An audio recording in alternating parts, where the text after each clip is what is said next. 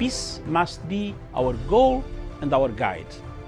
And all that we strive for as a human family, dignity and hope, progress and prosperity, depends on peace. But peace depends on us.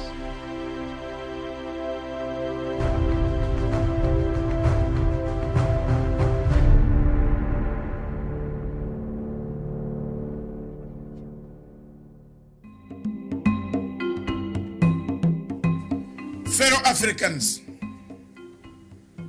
I took this petition to the court in order to stop any future usage of falsehood and false documents, procured witnesses of the Waki Commission.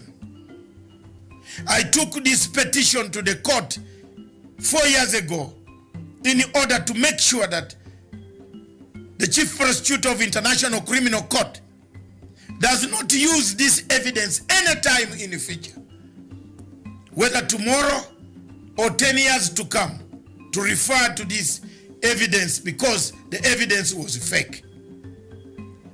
It is with this dismay and with this courage that I took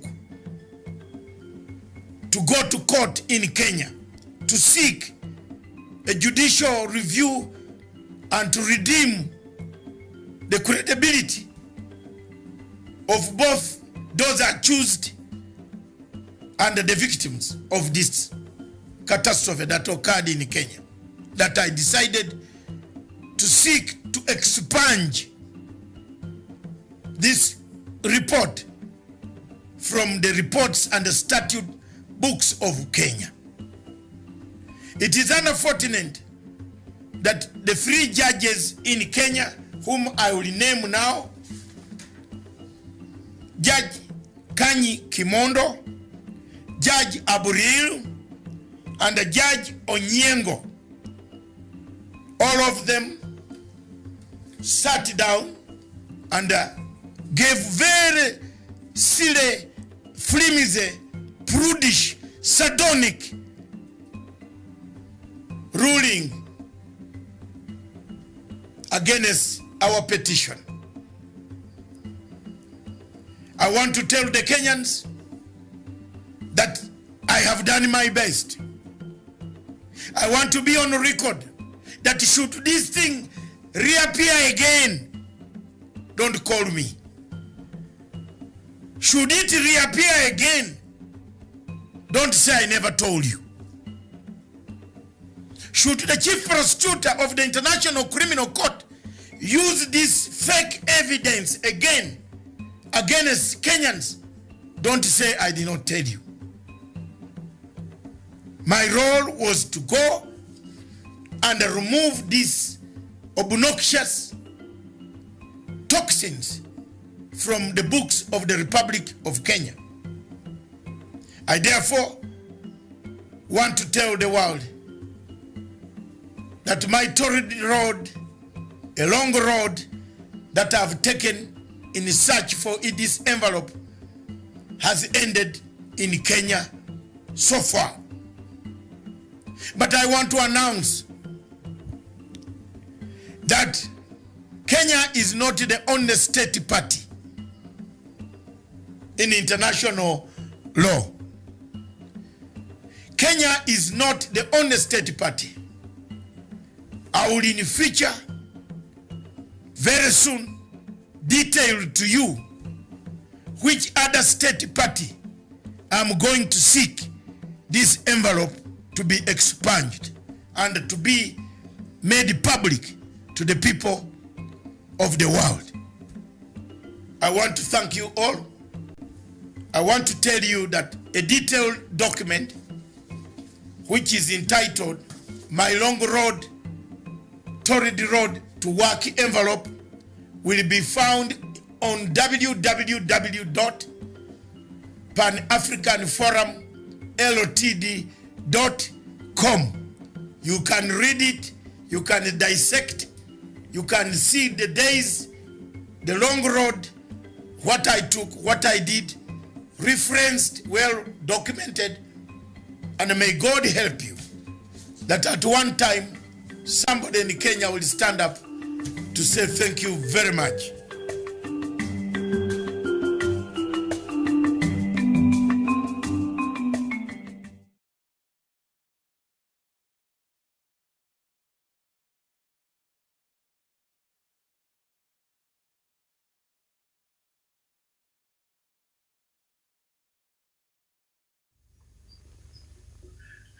Good evening, viewers. Welcome to Punchline Africa Television, broadcasting from the Political Command Center in London. Thank you very much, viewers, for 8 o'clock show. This show is a show for Africa, with Africa, by Africa. In this show, we choose the topic, what can Africa learn?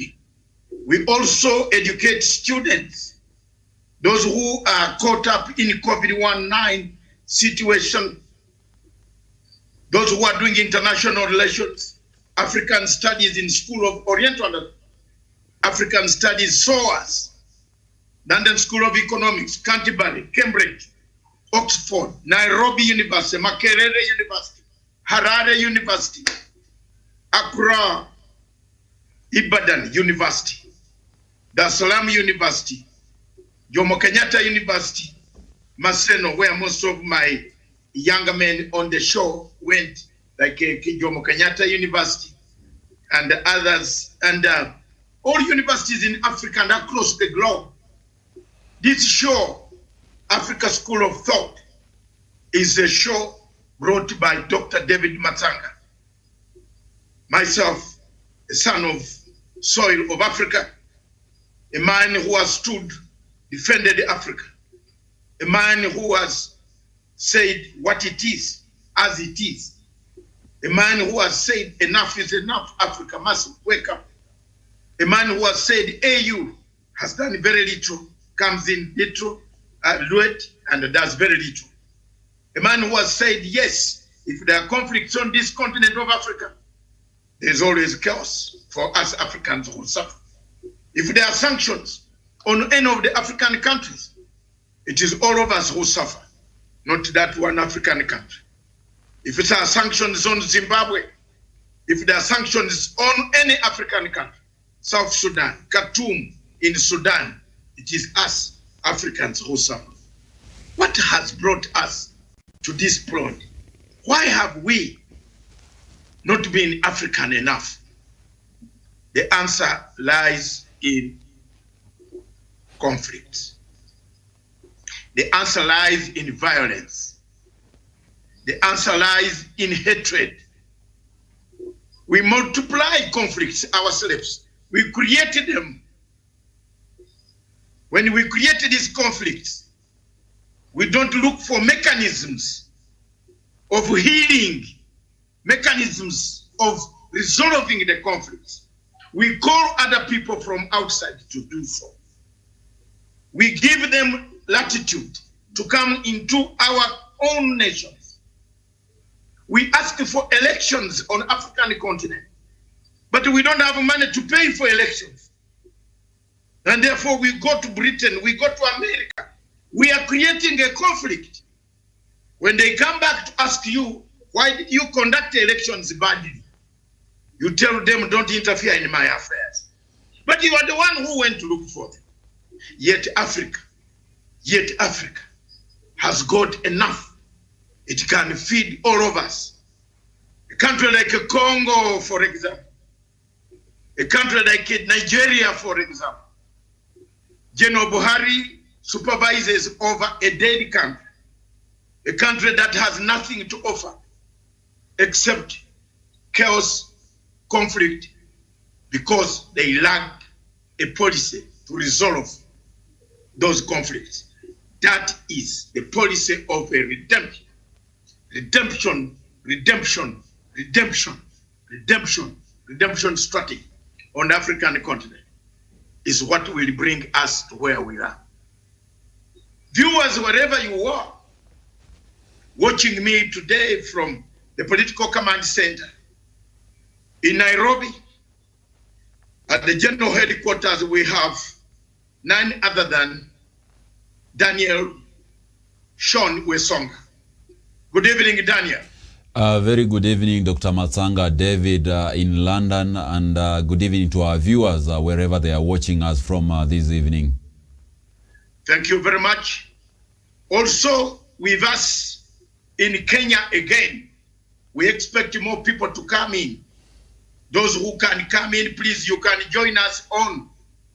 Before I started the show fully officially, we have Douglas Budi Kirimi, a Pan-Africanist, an activist, a corporate branding expert himself. President Uhuru Kenyatta today gave millions of shillings, almost 1 billion point something shillings, for innovators, those who innovate brands on the continent. We have brains that work so hard, yet we don't utilize the brains. Today being a Wednesday, we have already run 15 minutes of our show. We are going to go through it with the panel. But first of all, let me open it up. We shall use case studies. Case study number 1 is Kenya.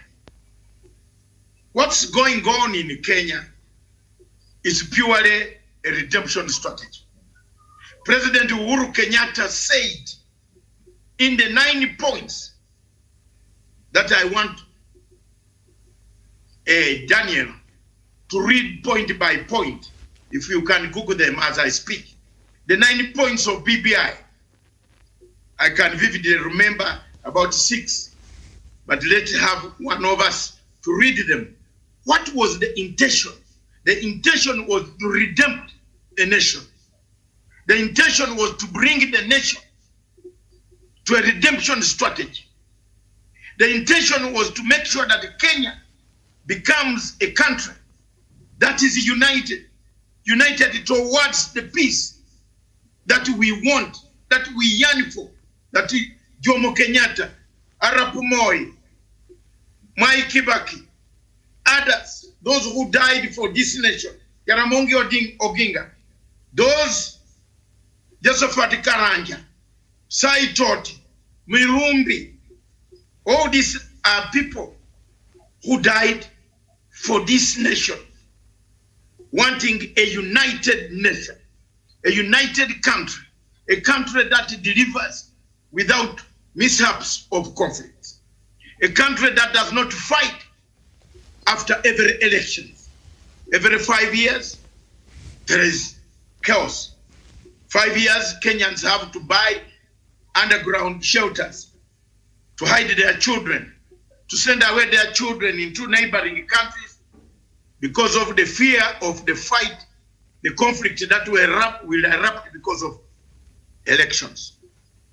Does Kenya need this?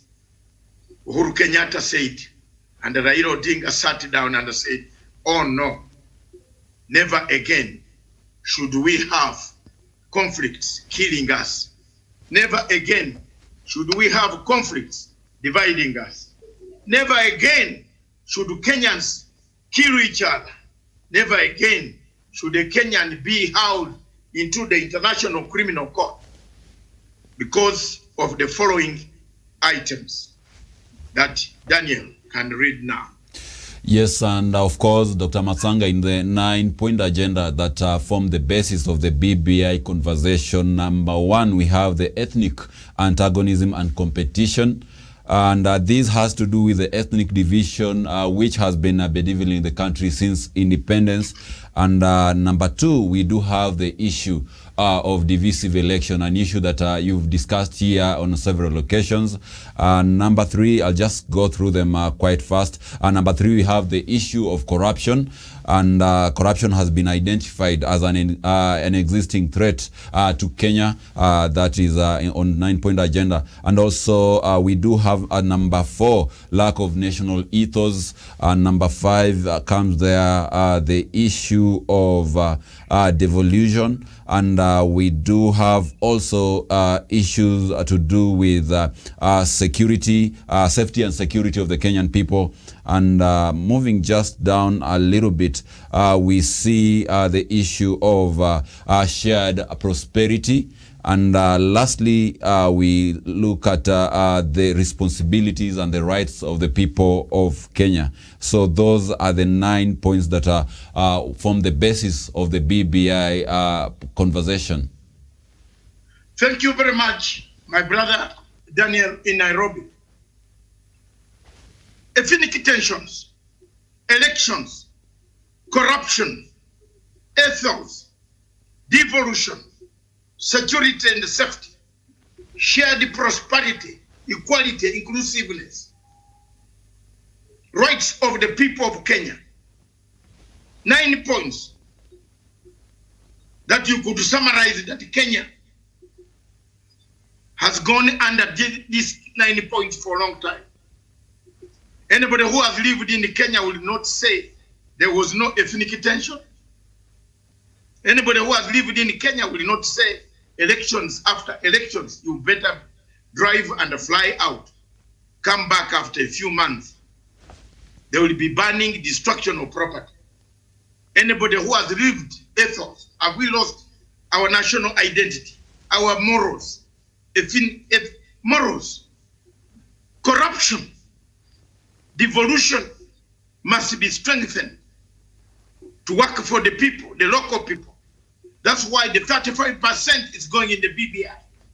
The BBI amendment bill of 35%, once it passes in law, the wards, the chiefs, and let's educate the people. And that's what we are going to be doing from today onwards. The 3 of us and the other people who can join us every 8 o'clock, let's do it. Let's educate the people on this platform. Let's tell people that these things are here in Kenya. Don't be blindfolded. Don't be given a wheelbarrow and you forget that a wheelbarrow has no ethos. Wheelbarrow does not speak. It is you who speaks. It is you who spits on the road. It is you who throws litter on the road and tell people that the council will pick. No. In Rwanda, there are ethos. You can't throw litter anyhow. Therefore, I throw the topic wide. If you do the 9 points, where do you end? A redemption strategy. BBI was a redemption strategy to clean our politics, to remove ethnicity, to remove bad elections, to remove corruption, to create new efforts, to bring devolution to a level where people will gain, not where few will gain, to give Kenya security and the safety of the integrity of this nation called Kenya. Therefore, I submit that these are called redemption. You are redempting. What is redemption then? As I throw the whole thing wide for Kirimi, I know he's very eager, waiting to eat it down. Redemption is reconciliation. You cannot heal ethnic tension without reconciliation. You cannot heal bad corrupt, have a good government, have peace without a good election. You cannot have corruption and call yourself you have redempted. Bad ethos don't bring up redemption. They have to be looked into. Little money in devolution, yet big services have been developed. It's very bad for Africa, for Kenya. Security. You can't have Somalia telling you, you are wrong man, you have a wrong face. We are taking over your oil fields. And Kenya sits down to watch. No. These are the 9 points that Raila Odinga Raila Amolo Odinga and Uhuru Muigai Kenyatta sat down and thought, without reconciliation, walai ya Mungu, you Kenyans want to move forward. Without forgiveness, without restitution, without reparation, without accountability, without truth telling, you cannot move. You must have truth telling. People today are telling us we want 2022. They roll out programs. I have seen one politician in Kenya, because this is a subject. We don't attack names because we're educating people. We're educating all the losers of BBI and the winners of BBI. The Kenyans, listen to me. Don't roll out programs. I will be in Muranga, I will be doing this, I will be giving wheelbarrows. People want peace first. Want freedom, unity first. Then you can give your wheelbarrow. Then you can give your umbrella. Then you can give your bicycle. You can give whatever you want. But once you talk to the people who have no ethos, where corruption is endemic, where elections are violent, where ethnic tension is real, where security is not guaranteed, where shared prosperity is lacking, where rights of the people trampled upon, you cannot have a state at all. Viewers, that is my submission. Thank you. I call now upon Wesonga. Let me ask. You have read to us 9 points. In your view, President Uhuru Kenyatta and former Prime Minister Raila Amolo Odinga had a vision. Do you agree? Yes, Dr. Matsanga, I agree. They had a vision, and for anyone who has been in Kenya long enough, we understand that every election year from 1992, we've been having election tensions, we've been having upheavals resulting from divisive elections. And therefore, these two gentlemen coming together and saying that we want to forge a path where Kenyans can unite behind a progressive agenda, I believe it is very ripe for this country to come out and unanimously follow that path that is being spearheaded by the president and the former prime minister. Thank you very much. Kirimi, the same question. Do you agree that the former prime minister and the president were and still on the right direction? They had a vision.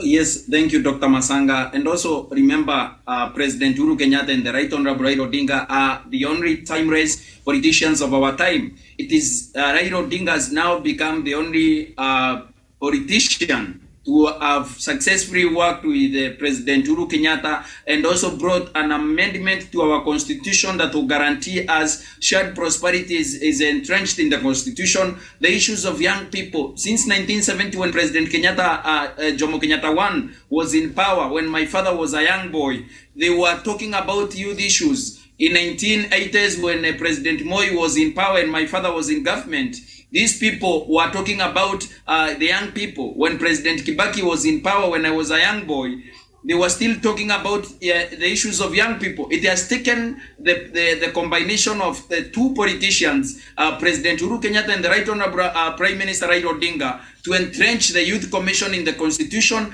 and make sure that the voices of young people shall never be stifled by any regime, that our issues shall always be in the Constitution. And it has also taken President Uhuru Kenyatta and the Right Honorable Raila Odinga to come together and also realize that the people of Kenya are tired, that shared prosperity should be a reality for every Kenyan, no matter where you come from, whether you come from Rokicha, whether you come from Rokichogi, or whether you come from Timene in our village in Meru, or you come from Marachi in Busia County. From wherever you come from, shared prosperity should be a reality for every Kenyan, whether you come from Mandera, from the Coast Province, where they have been singing about marginalization in Western Kenya, Nyanza. They have been talking about marginalization by previous government, but we have seen since the handshake, the president has been able to stamp development projects in those regions, especially the coastal region, that has experienced over 400 projects, ongoing projects by the government of Kenya, tremendous development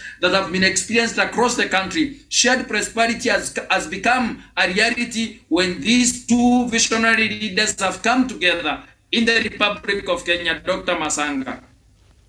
Thank you. Thank you very much. The two leaders came together. Today we see the BBI rolling out. In your opinion, as scholars in different fields, what do you think? And I come back to you, Daniel. What do you think can be the best way to educate Kenyans, to educate the local, the mwananchi, the citizens in the villages about the 9 points that were in the PBI?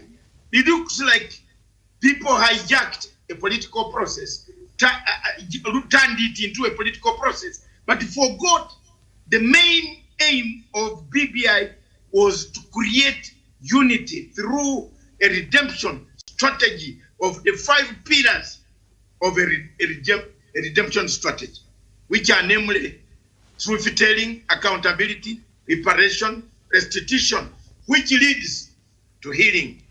You therefore agree that there are still more, there's need of time for the people, every Kenyan, to be educated on the 9 points. Dr. Matsanga, first and foremost, let me reiterate and put it very clear that BBI is a people-driven process.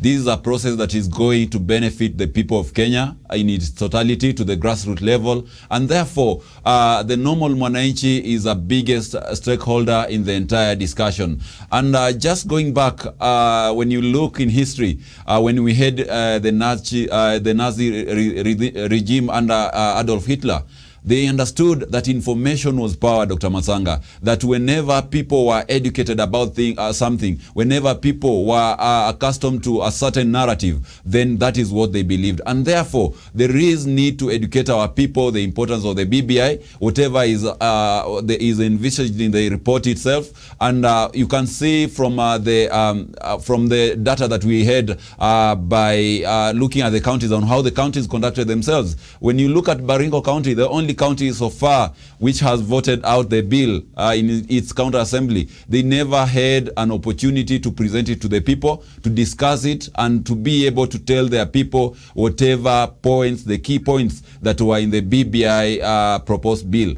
So therefore, there is need to have this bill trickle back to the grassroots, to educate the people, to tell them that, look, we do have the Youth Commission in the BBI report. We do have the tax holiday for our people who are interested in venturing into business. We do have increased allocation to the counties. And this is the money which is coming to the grassroots to really help you to access the national cake. We are talking about auditing our civil service to ensure that we do have a balanced employment into government to various Kenyans from various ethnicities. So whenever we have our people educated through the civil discussions at the county level, at the ward levels, we shall find ourselves in a position where people are supporting this document. But by the end of the day, Dr. Matsanga, you realize that this is a document which is going to benefit each and every one of us in a very, very big way. And in terms of civic education, in Rwanda today, they do have what we call the Nyumba Kumi initiative. The Nyumba Kumi initiative, for our viewers who don't know, it is a brainchild of the Kenyan government. It came during the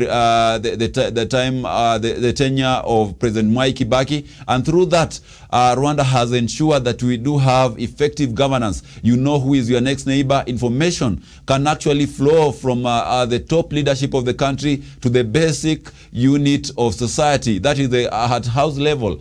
Therefore, using such a structure, we can be able to bring our people together, educate them about the BBI. The BBI is going to bequeath this country a future, a very bright future for that matter, because the points that are captured in the BBI report are there to give Kenya a very vibrant economy, to ensure that we do not have corruption in our midst, to ensure that Kenya has progressive leadership by raising the bar of leaders that we elect as a people. And therefore, we should make our people be the ones to make the decision in regards to BBI, and they can only make a decision based on knowledge. And therefore, there is a very, very dire need, Dr. Masanga, to educate our people on the same. I submit.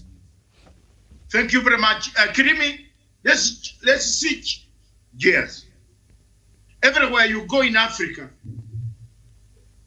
elections seem to be bringing chaos. Kenya is not the exception.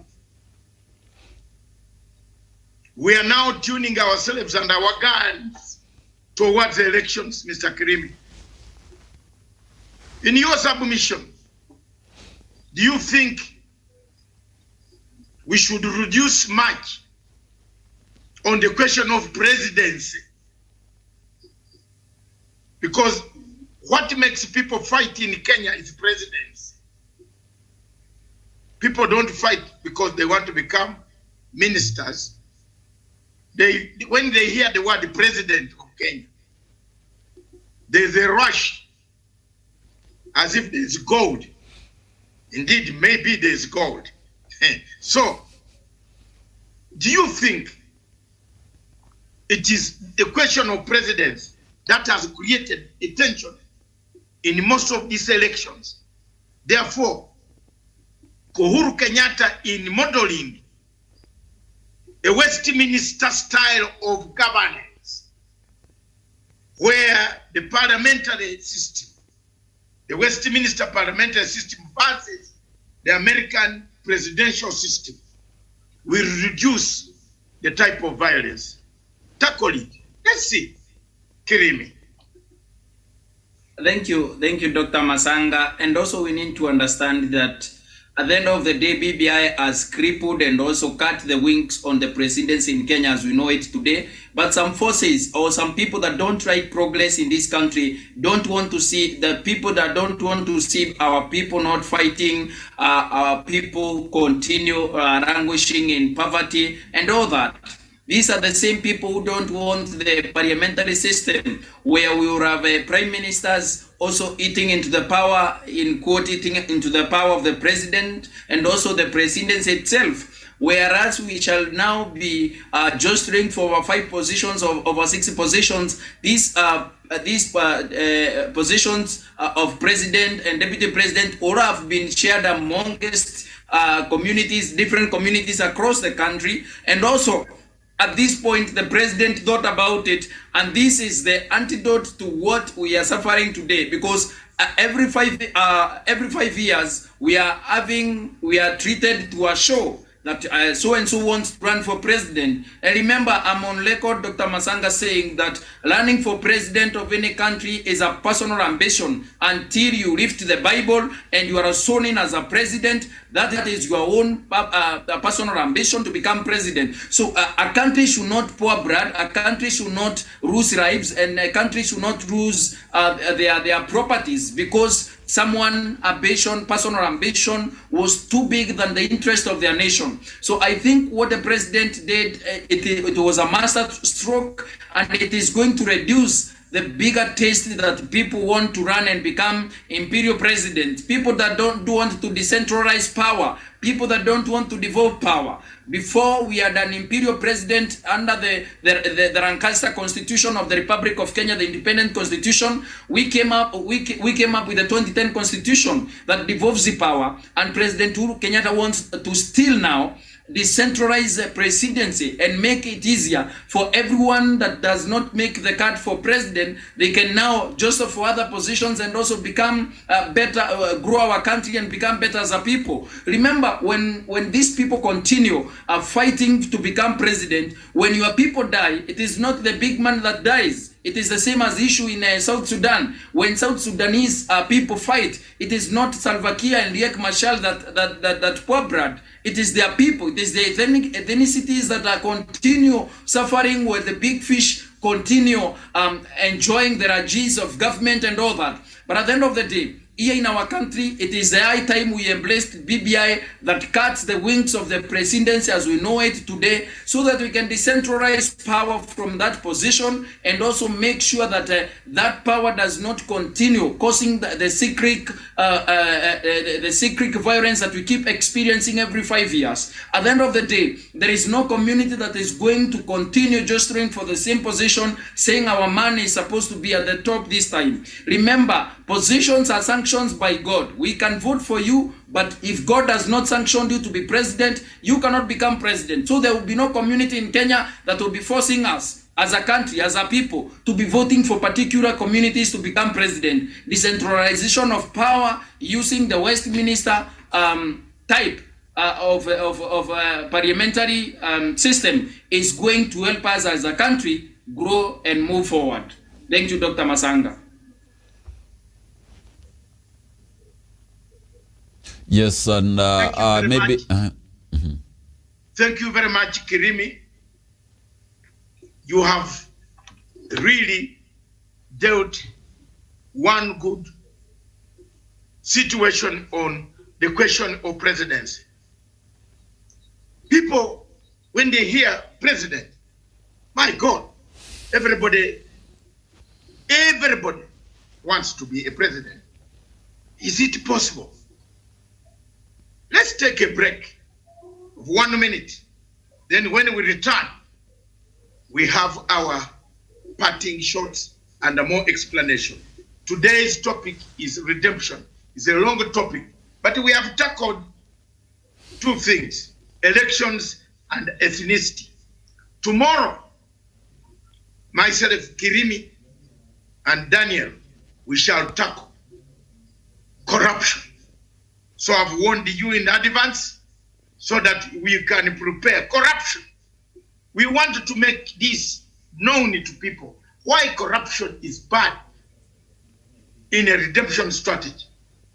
Let's have a clip ready for, then we come back in a minute.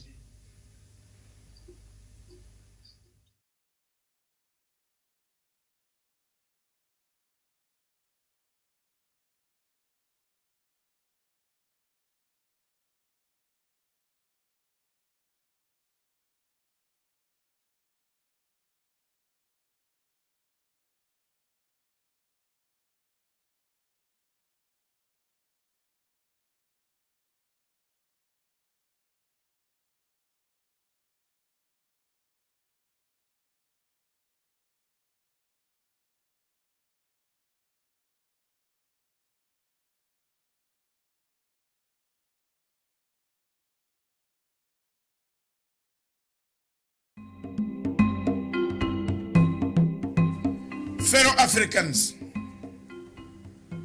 I took this petition to the court in order to stop any future usage of falsehood and false documents, procured witnesses of the Waki Commission. I took this petition to the court 4 years ago in order to make sure that the Chief Prosecutor of International Criminal Court does not use this evidence anytime in the future, whether tomorrow or 10 years to come, to refer to this evidence because the evidence was fake. It is with this dismay and with this courage that I took to go to court in Kenya to seek a judicial review and to redeem the credibility of both those accused and the victims of this catastrophe that occurred in Kenya, that I decided to seek to expunge this report from the reports and the statute books of Kenya. It is unfortunate that the three judges in Kenya, whom I will name now, Judge this afternoon, in the concluding minutes, we have about 15 minutes to finish. News coming from Johannesburg right now and Pretoria indicated that, again, the wave of xenophobia just cropped up this afternoon and this evening. A Zimbabwean allegedly killed a South African, and there has been just running battles in the streets. We are talking about redemption in Africa. When can Africa reconcile? When can people reconcile? President Uhuru Kenyatta decided to take the route of reconciliation to bring about unity of purpose for the country of Kenya.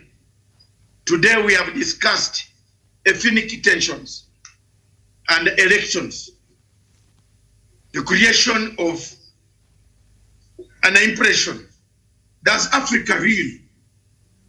Do you think, in your parting shots, I start with Kirimi, do you think elections play a very negative role in the unity of any African country, giving a case study to Kenya? Thank you, Dr. Masanga, for that profound question. And also we need to understand as a people is that in Africa today, what we continue experiencing, the secret violence that we continue experiencing across Africa is brought about by elections. And remember, even deputies that serve with the president in Africa, especially in this country, you fall out with your president because your ambitions can no longer let you perform well in government. A case study is our deputy president, Dr. William Ruto.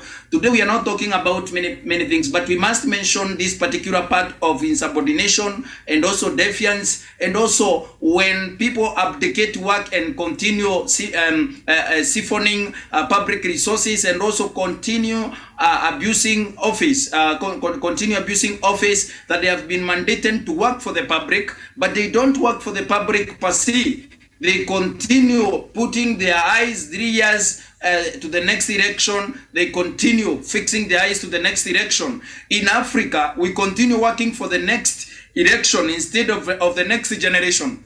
For example, today, the President of the Republic of Kenya continues working without a deputy, continues working with a government that is half with the deputy and half with himself. But then we have seen the President come out very clearly and told, and he also told his cabinet that now you have to decide if you continue working for the people of Kenya or you continue working for someone else's mandate that is coming next year. And Dr. Masanga, I'm very afraid when people abdicate duty and run away from their core duties when they're supposed to be working under a mandate that was given by Kenyans. Today, the IBC, the Electoral Commission in the Republic of Kenya today stands very divided, it stands very unconstituted, and it stands very unreformed.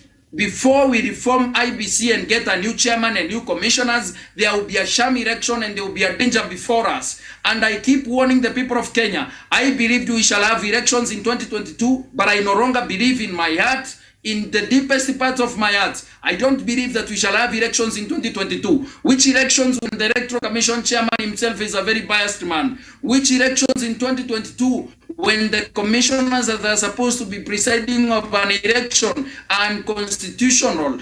And some of them, the commission itself is unconstituted. Well, when junior officers at IBC are not sanitized, we need to sanitize that commission so that we can make sure that we have new faces and people who are competent enough to carry out an election of 6 people will be elected. 6 ballot papers will be marked that day. So I don't believe there will be elections in 2022, and not unless people want to have violence in this country, not unless people want to ban their country. But I believe Kenyans cannot ban their country because they didn't take time to elect a new chairman to appoint a new chairman for the Electoral Commission and the commissioners. We need to tell each other the truth. People that keep banking on an election in 2022, that is a mirage. Maybe they will hold an election in their minds if they don't support BBI, so that we can be able to reform IBC and move to other critical sectors that play an important role in making sure that our elections are well conducted and also are free and fair. We shall not have a free and fair election in 2022. People continue talking about stolen elections and continue demonstrating and sleeping on tarmac, but at the end of the day, there will be no free and fair elections when the Electoral Commission in the Republic of Kenya today continues showing bias on all players across board. And also, for the people of Africa, we need to understand that these examples that we are giving, we are not giving them in isolation. In Uganda, we have also the same issues with the Electoral Commission in Uganda and other parts of Africa. In Central African Republic, almost 40% of the republic didn't vote in the election, but we have a president today who claims to be president. Bozizé is in opposition, continues saying that the election was not free and fair, and people were prevented from voting. And this is what is ailing Africa. We need to deal with the secret of violence that we keep allowing and also permitting when we go on holding elections when we are not properly prepared for elections in Africa. I don't believe, especially in the case of the Republic of Kenya, we are adequately prepared for elections next year if we are not going to reform IBC from the top to the bottom, from bottom to top. Thank you, Dr. Masanga, for having me on the show. Thank you. Thank you very much. You have made your points on the elections, and I'm very glad. I can't repeat all of them. The viewers have made their minds. We shall continue to educate people, the more people. Let's have Sean Daniel, your parting shot on the election and the finished in a brief, so that we summarize, given the context of VBI in Kenya. Will it not? Will it heal? Shall we come out united or not united? Yes, thank you, Dr. Matsanga, for giving me this opportunity. And first and foremost, I'd like to take our viewers back to when the All African Conference happened in Accra, Ghana, where our founding fathers went in Ghana, the first country to have obtained independence from the British in West Africa. They agreed that the white man should go and they should relinquish the lands to the African people. And at this moment, it was a uniting moment for the African people. We stood together, we fought the white man, and the white men eventually left the continent. But soon after the white men had left the continent, the African continent, we soon started fighting against one another, against each other.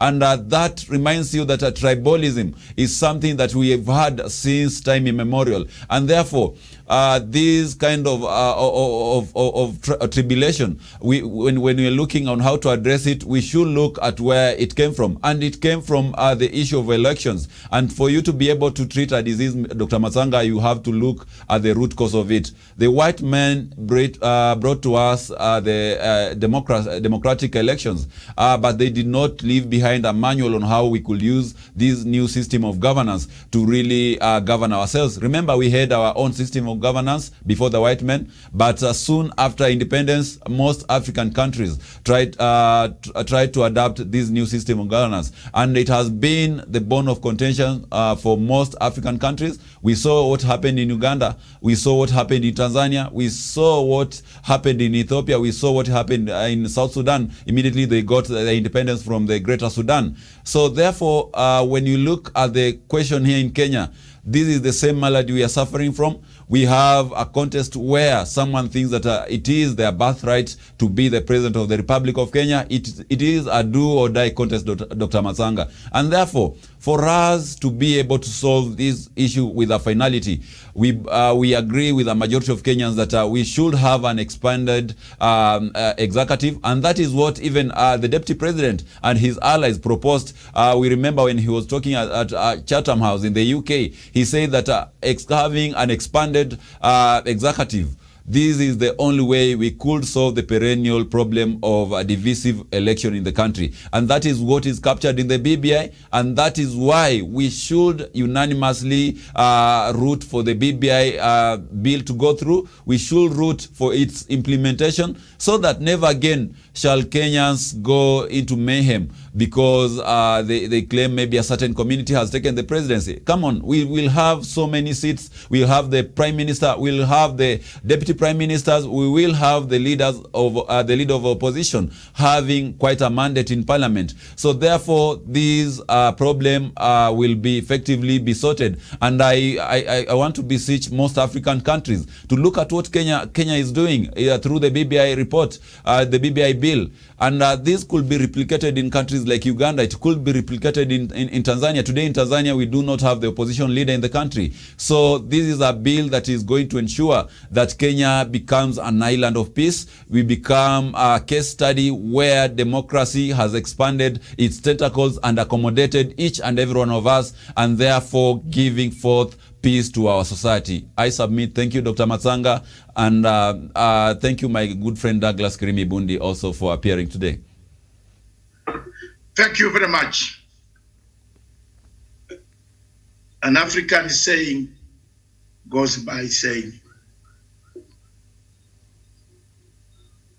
a pot that cooks the food never loses the sweetness. And here we are. This is the Africa School of Thought. Returns again tomorrow, 8 o'clock. Today we have tackled the start slowly. Slowly, tomorrow we shall be tackling corruption. The scourge of corruption in Kenya that has led to disarray in the management of resources and made people bigger than they are. The scourge of corruption in Kenya. Should the 9 points of BBI be implemented, how then will President Uhuru Muigai Kenyatta leave a legacy for this nation? This has been Africa School of Thought, brought to you from the Political Command Center in London, United Kingdom. And in Nairobi, we have Mr. Sean Daniel in the General Headquarters. And we have Mr. Kirimi across. Thank you very much. See you again. Remember, the African pot does not lose sweetness. Again, tomorrow we shall be here. Ciao. This station is for Africa, by Africa, with Africa. For Africa. It is ridiculous and it is against the laws of nature that we can have somebody sitting pretty who takes home more money than the credible entrepreneur who is doing actual production of goods and services. We always say it as it is. It is only in this country that when a thief is arrested, you hear elders from their tribe saying, he is our son and he is our thief. If you are deviant Yes. and I call you leader, probably you are already a leader, but you are leading in the wrong direction. We want to see the role of the youth Yeah. in the security, Yes. governance, Yes. and development. The youth that I meet and work with here, you know, we call them the millennials and X's and Y's, this and that.